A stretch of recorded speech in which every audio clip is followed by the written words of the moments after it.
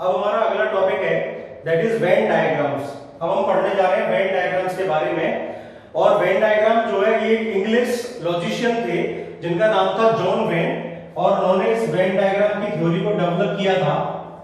John when के नाम पर ही इस ये जो सिस्टम है इसमें जो डायग्राम बनता है उसका नाम दिया गया वेन डायग्राम। वेन डायग्राम में जो मोस्टली जो यूज है इसमें ज्योमेट्रिकल शेप्स का यूज होता है। ज्योमेट्रिकल शेप्स में जनरली जैसे ट्रायंगल हो गए, रेक्टेंगल हो गए, सर्कल हो गए और ओवल्स हो गए, इनका यूज होता है। बट जो मोस्ट जो ट्रेडिशन है यूज करने का वो रेक्टेंगल और सर्कल का है। तो सामान्यतः इसमें रेक्टेंगल लिए जाते हैं और रेक्टेंगल के साथ में सर्कल्स का यूज किया जाता है इसको रिप्रेजेंट करने के लिए। इसका जो यूज है वो सेट थ्योरी की जो प्रॉब्लम्स है, जैसा कि हम अभी देख रहे थे, हम सेट ए को रिप्रेजेंट कर रहे थे, सेट बी को रिप्रेजेंट कर रहे थे। तो ये जो सेट का रिप्रेजेंटेशन है या सेट्स की प्रॉब्लम्स का जो रिप्रेजेंटेशन है वो एक ज्योमेट्रिकल आइडिया से हम रिप्रेजेंट करते हैं और बहुत ही एनालिटिकल वे में हम उसको एक्सप्रेस कर पाते हैं और उससे रिजल्ट्स को फाइंड आउट कर पाते हैं। मान लीजिए हमारे पास में कोई सेट ए है और इसके अंदर जो एलिमेंट्स हैं दैट इज 1 2 3 और 4। अब इस सिचुएशन को हमें इससे रिप्रेजेंट करना है कि हम इसको वेन डायग्राम से कैसे रिप्रेजेंट करेंगे।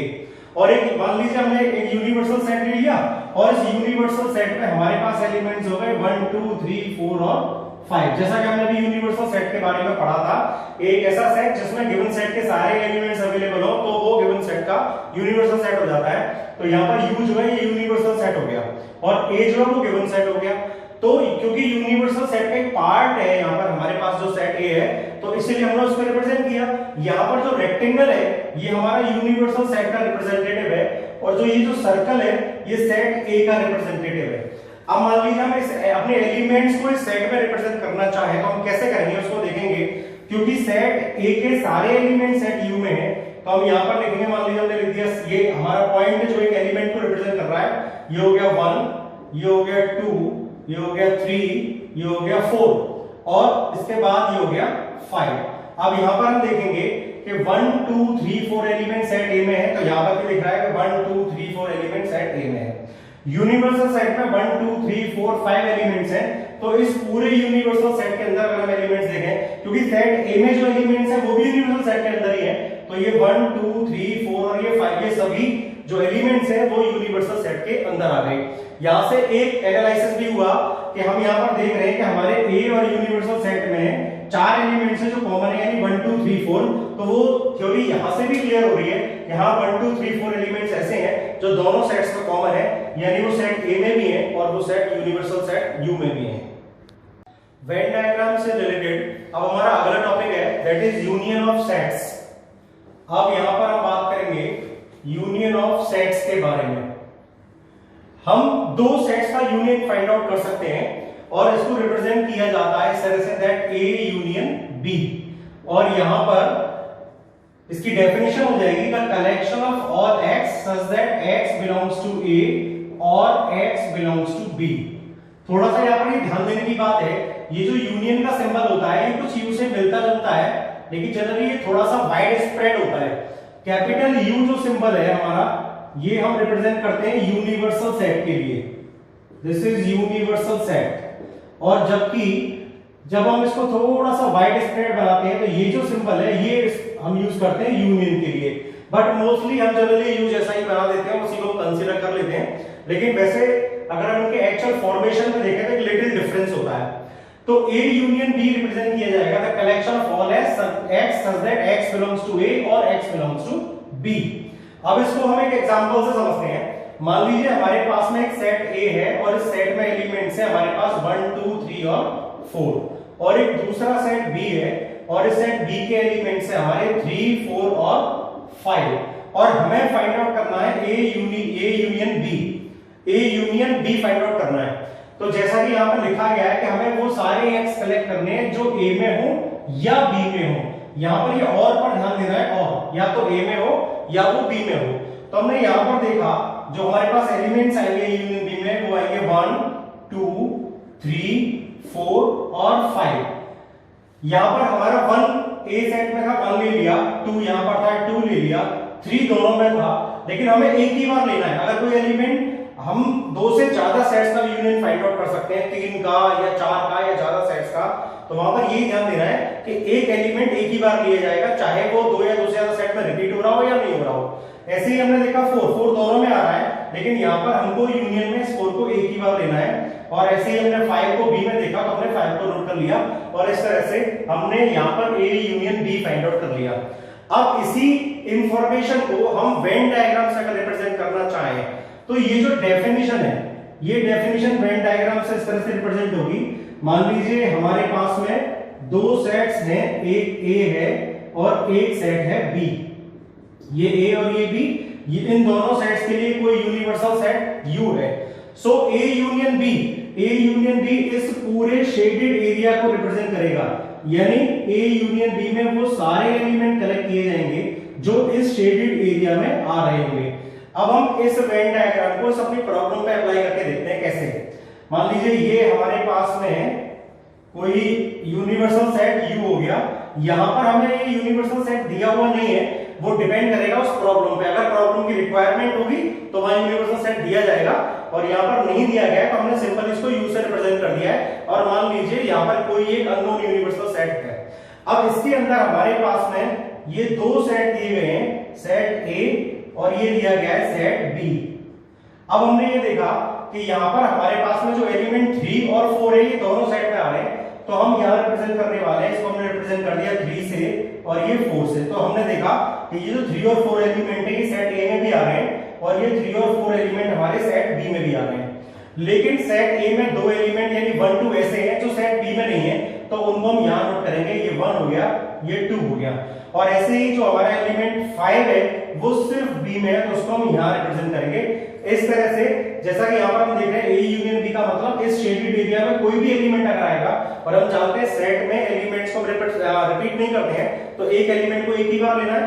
तो हमने यहाँ पर ये देखा कि उस शेडेड एरिया में, वो जो शेडेड एरिया वो सेट में रिप्रेजेंट हुआ है, यहाँ पर रिप्रेजेंट हो रहा है इस वेन डायग्राम में। उस शेडेड एरिया में यहाँ पर हमारे पास में एलिमेंट्स है 1 2 3 4 और 5।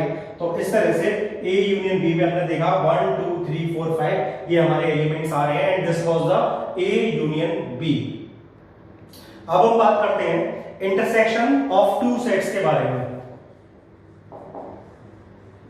इंटरसेक्शन ऑफ टू सेट्स, जैसे हमने भी यूनियन की डेफिनेशन लिखी थी, ऐसे ही हम यहां पर लिखेंगे इंटरसेक्शन की डेफिनेशन ए इंटरसेक्शन बी। यहां पर ये इंटरसेक्शन का सिंबल है, यानी अगर कहा जाए तो यूनियन के सिंबल को अगर हम इन्वर्ट कर दें तो वो सिंबल जो है वो इंटरसेक्शन का सिंबल बन जाता है। So A intersection B will be given by the collection of all x such that x belongs to A and x belongs to B.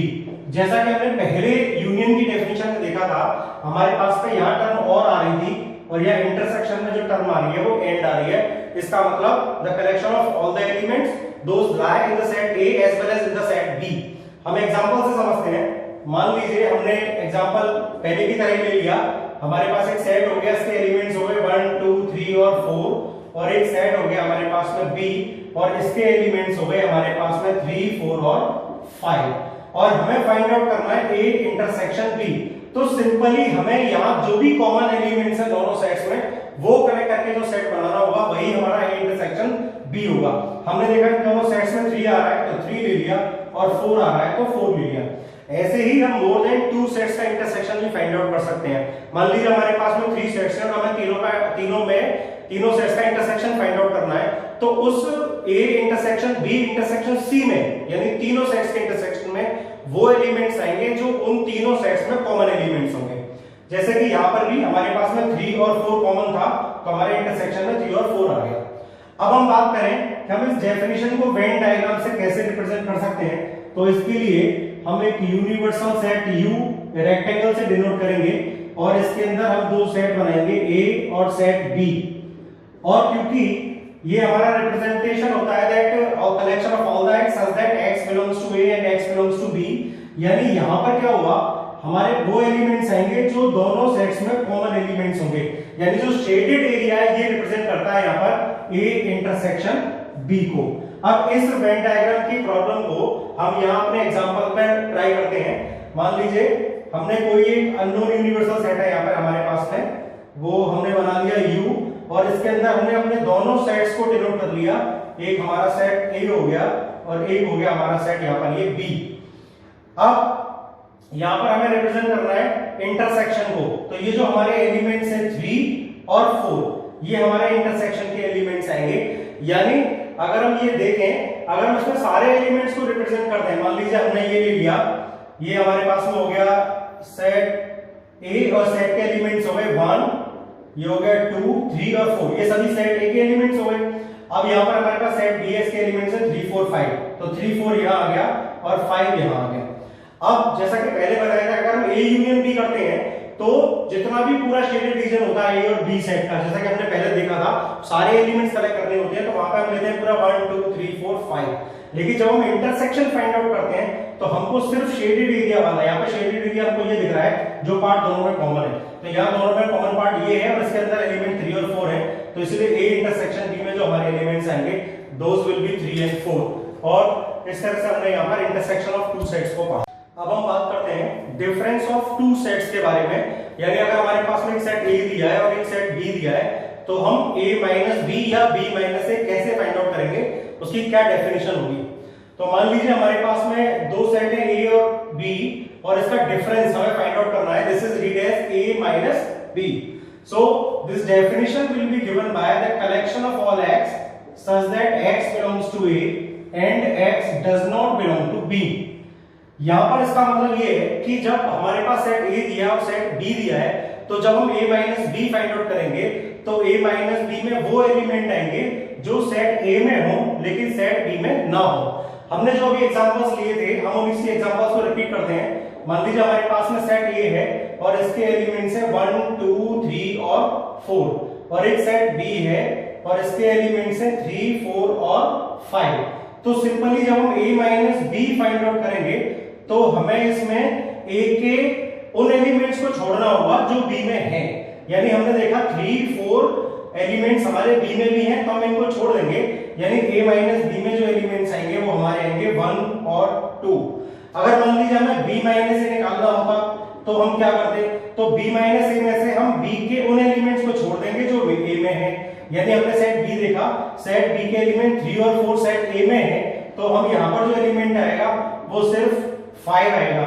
यहाँ पर ये ध्यान देना है, मान लीजिए यहाँ पर 3, 4, 5 है और इसमें 1, 2, 3, 4 है, तो पहली बात तो ये कि 3, 4 के एलिमेंट जो A में हम उन्हें छोड़ देंगे और बाकी जो एलिमेंट्स A में है उनसे हमारा कोई रिलेशन नहीं है, उन्हें हमें कंसीडर नहीं करना है।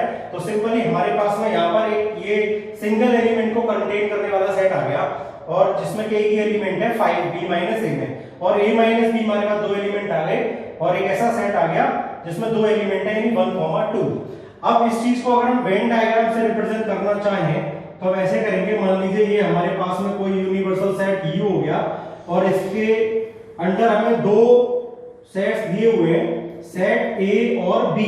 तो A माइनस बी में हमें वो एलिमेंट्स कलेक्ट करने होंगे जो इस जोन में आएंगे। और अगर मान लीजिए हमें निकालना है B माइनस ए, तो अगर हम B माइनस ए की बात करते हैं तो हमने फिर से कोई यूनिवर्सल सेट ले लिया और इसमें हमने दो सेट को रिप्रेजेंट कर दिया। ये हमारा सेट A हो गया, ये B हो गया, और यहाँ पर ये यूनिवर्सल सेट U है। अगर हम रिप्रेजेंट करना चाहें कि B माइनस ए क्या हुआ, तो जो एलिमेंट्स इस जोन में आएंगे वो सभी एलिमेंट्स B माइनस ए में होंगे।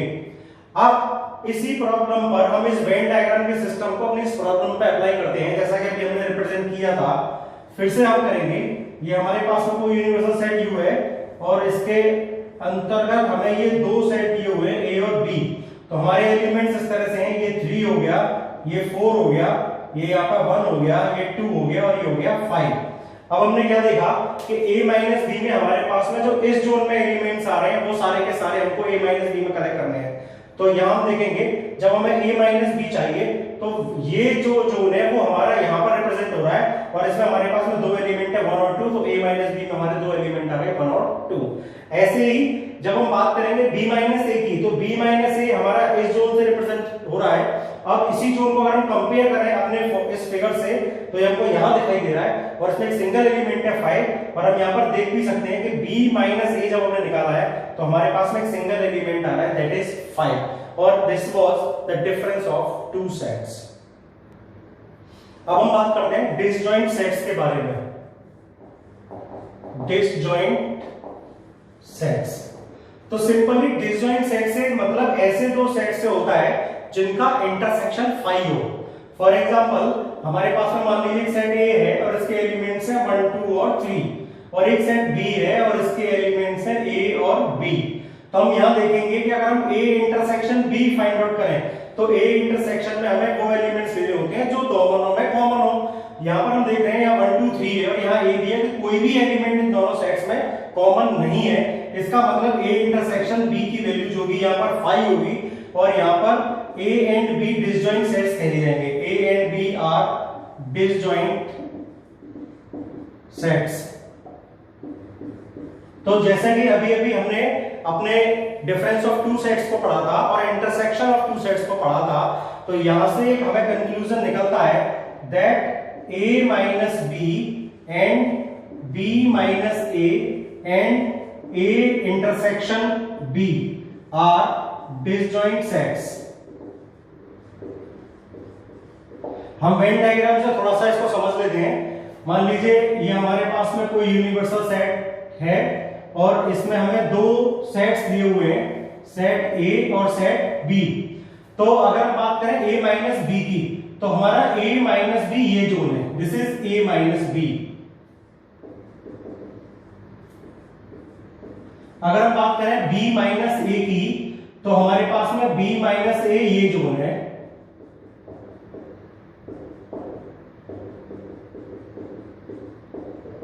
और अगर हम बात करें A इंटरसेक्शन B की, तो ये A इंटरसेक्शन B का रिप्रेजेंटेटिव है।